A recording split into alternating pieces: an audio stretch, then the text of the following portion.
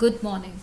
Now, from the last chapter, we recall that all living organisms are made up of cells. And in unicellular organisms like amoeba, uh, a single cell performs all basic functions. In amoeba, a single cell carries out movement, intake of food, gaseous exchange, and excretion. But in multicellular organisms, there are millions of cells, and most of these cells are specialized to carry out specific functions. And each specialized function is taken up by a different group of cells. Now, these cells they carry out only a particular function, and they do it very efficiently. In human beings, like muscle cells, they perform movement, they contract and relax to cause movement.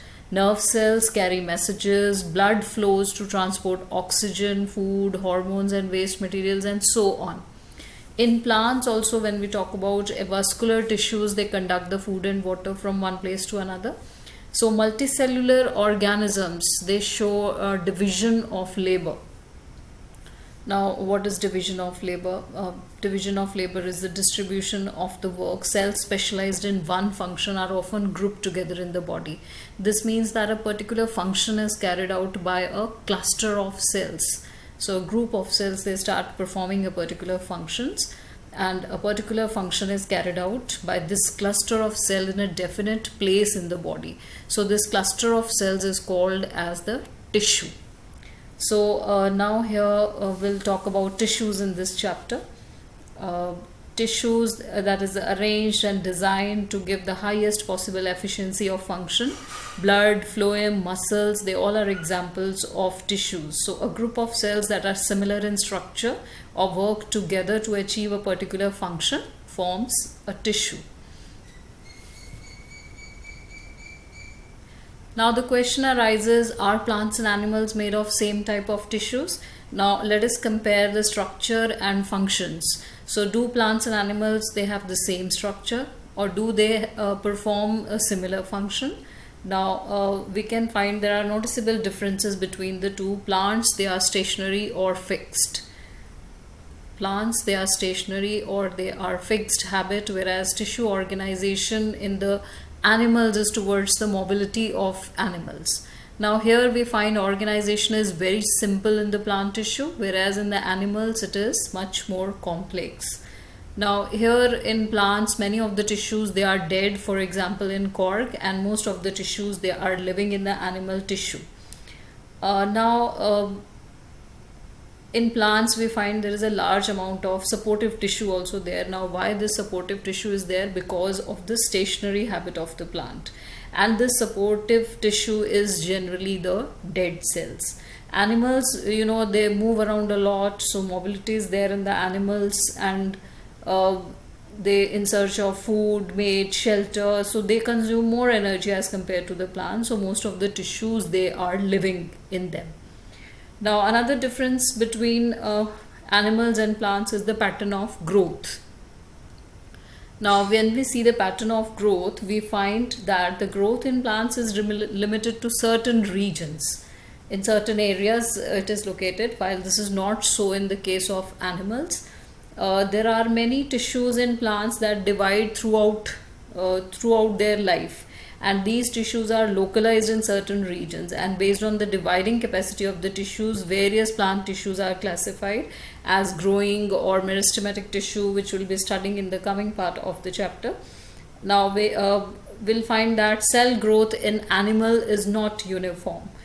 So there is no much demarcation of dividing and non-dividing regions in animals. So the structural organization of organs and organ system is far more specialized and localized in complex animals than in very complex plants. So this fundamental difference reflects the different modes of life pursued by both two group of organisms. So plants they continue growing throughout their life, they continue to grow throughout their life, whereas they reach animals they reach a certain maturity age and they do not show further growth there.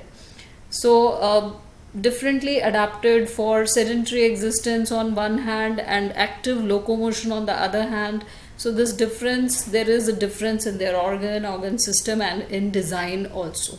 So complex animals and plant bodies, that will now talk about in the concept of tissues in some more details.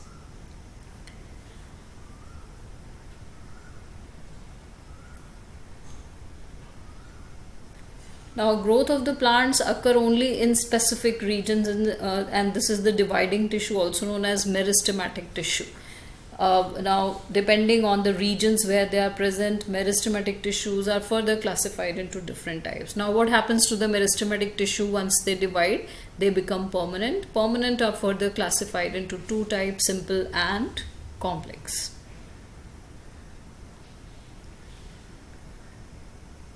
Now, when we see the plant tissue as such, when we classify them into different categories, we find there are main two types, meristematic and permanent.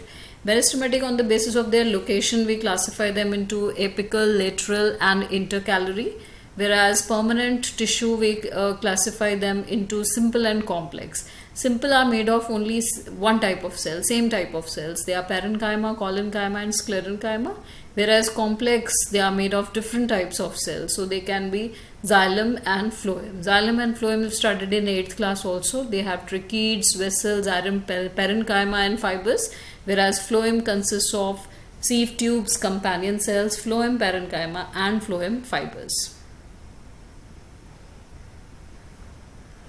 Now, when we come to meristematic tissue, depending on the region where they are present, meristematic tissue are classified as apical, lateral and intercalary. So they are present at specific regions in the plants, and they are actively dividing cells. So that is why they are meristematic tissue, and they are located at certain points in the plants. Now, apical meristem is present in the growing tips. Apical meristem, that is present at the growing tips of the stems and roots and increases the length of the stem. And the girth of the stem or the root increases due to lateral meristem. And lateral meristem, which also contains a layer of cambium, and intercalary meristem that is present near the nodes. So as meristematic tissue grow and mature, they slowly change and they become differentiated, and they become the components of other tissues.